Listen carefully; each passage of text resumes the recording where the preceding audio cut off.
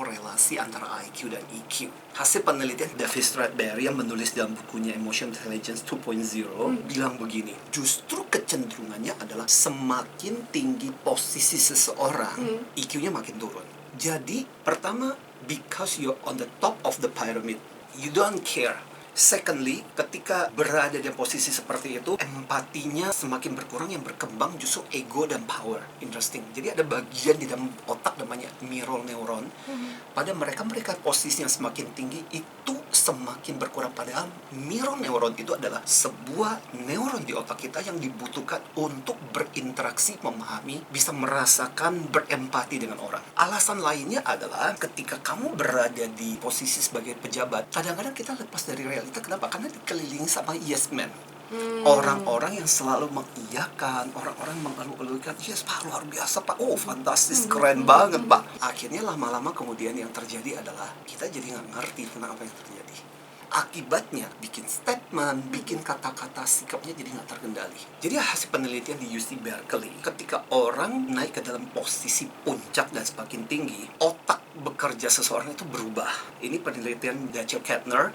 Dachau Kettner menemukan bahwa setelah berkuasa, empati orang itu cenderung menurun. Ini yang kemudian oleh Dachau Kettner itu sebagai paradoks kekuasaan. Kemudian bagaimana kepekaan berkurang, riset yang dilakukan oleh McMaster University. Jadi otaknya di-scan dengan alat namanya TMS, Transcranial Magnetic Stimulation, menemukan justru mirror neuron pada mereka-mereka yang posisinya pangkatnya lebih tinggi, pejabat-pejabat, mirror neuronnya makin sedikit. Padahal mirror neuron itu neuron yang dibutuhkan untuk bisa punya yang namanya emotional literacy, bisa membaca orang itu perasaannya gimana. Saya sedang berhadapan dengan orang yang sebenarnya apa sih yang terjadi pada dia. Jadi kalau dari sudut pandang psikologi, ada yang namanya hubris syndrome atau Little Napoleon syndrome. Ini adalah untuk menggambarkan yang tadinya orang biasa tiba-tiba dapat kekuasaan.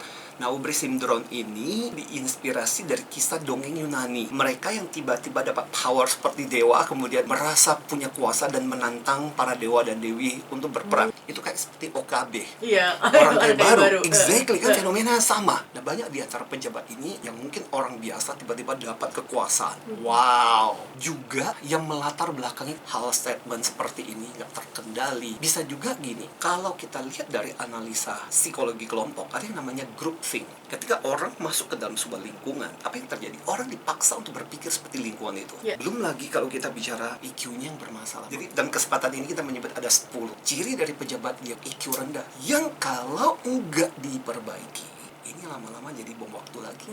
Jadi yang pertama adalah tidak punya consequential thinking. Consequential thinking adalah memikirkan kalau kamu melakukan sesuatu, mengatakan sesuatu, dampaknya bakal seperti apa. Yang kedua adalah tidak punya radar sosial. Radar sosial itu adalah social awareness dengan apa situasi dari orang-orang yang dia pimpin. Bahkan di dalam organisasi kita sendiri mesti tahu yang namanya organizational climate. Ini suhunya gimana ya? Orang lagi oke atau nggak oke, jangan sampai di saat rakyat lagi susah, kamu flexing. Dan yang ketiga adalah nggak punya social skill yang bagus pada saat ketika orang lagi susah. Bagaimana kita harus menyikapi, bukan lagi kasih nasihat, bukan lagi ngomong-ngomong. Ada hal yang mesti kamu lakukan. Yang keempat adalah suka menantang secara emosional challenge. Ini kan makanya kenapa Sadeo bisa jadi habis-habisan, karena nantang. Berikutnya adalah nomor 5 adalah tidak hadir. Presence. Pada saat orang lagi susah, kadang-kadang kehadiran, mungkin kamu tidak memberikan solusi, tapi kehadiranmu itu sendiri sudah memberikan penguatan yang luar biasa. Kemudian tidak punya emotional literacy.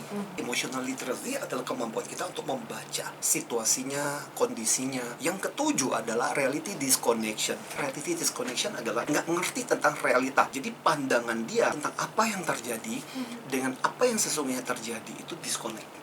Menurut saya baik-baik aja kok, menurut saya nggak ada masalah, menurut saya it's okay to do this. Maka kadang-kadang kita bisa mendengar pejabat yang komentarnya kok berbeda banget gitu loh. Datanya dari mana, dia taunya dari mana, siapa yang menyampaikan, kok bisa-bisanya punya statement seperti itu. Because ya itu, kadang dia dikelilingi, ring satunya dia adalah orang-orang yang menyampaikan sesuatu yang dia mau dengar. Belum lagi ABS semua kan, asal bapak senang. Yang kedelapan adalah emotional filtering. Emotional filtering itu adalah kita memfilter apa yang kita mau sukai. Jadinya anti kritik. Kita nggak suka dengan hal seperti itu. Feedback kita nggak suka. Kita mau orang itu mengatakan memuji, menyukai, mengapresiasi. Jadi benar-benar kita memfilter berita-berita seperti itu, padahal mungkin itu adalah feedback yang bagus buat kita.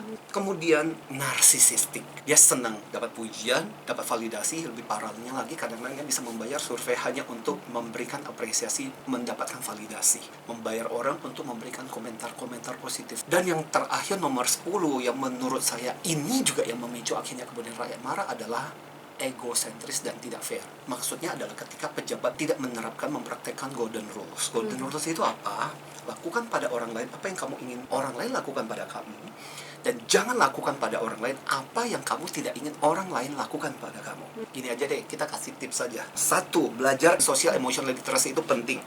Pekala, sering baca, lihat apa yang sebenarnya terjadi, baca tuh sosmed, kemudian lihat komentar, peka dengan apa yang terjadi. Yang kedua, ada yang namanya Gemba Kaizen. Pergi, masuk ke lapangan, dan lihat apa yang terjadi. Orang bilang belusukan, tapi seringkali kata belusukan itu kesannya datang ke tempat-tempat kumuh.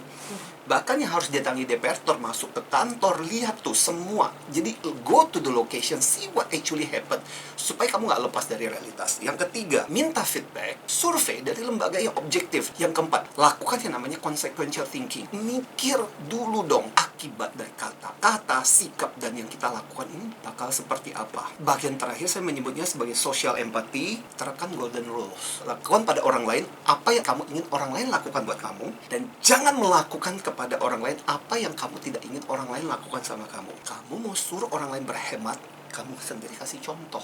Kamu mau suruh orang lain bayar pajak, pertanyaannya adalah kamu sendiri bayar pajak atau enggak? Enggak fair dong. Sampai dapat tunjangan segitu banyak, benar-benar bebas pajak loh. Dan itu yang kemudian buat masyarakat dalam melihat kondisi ekonomi seperti ini, ngapain bayar pajak kalau situasinya seperti ini? Kamu nggak fair dong.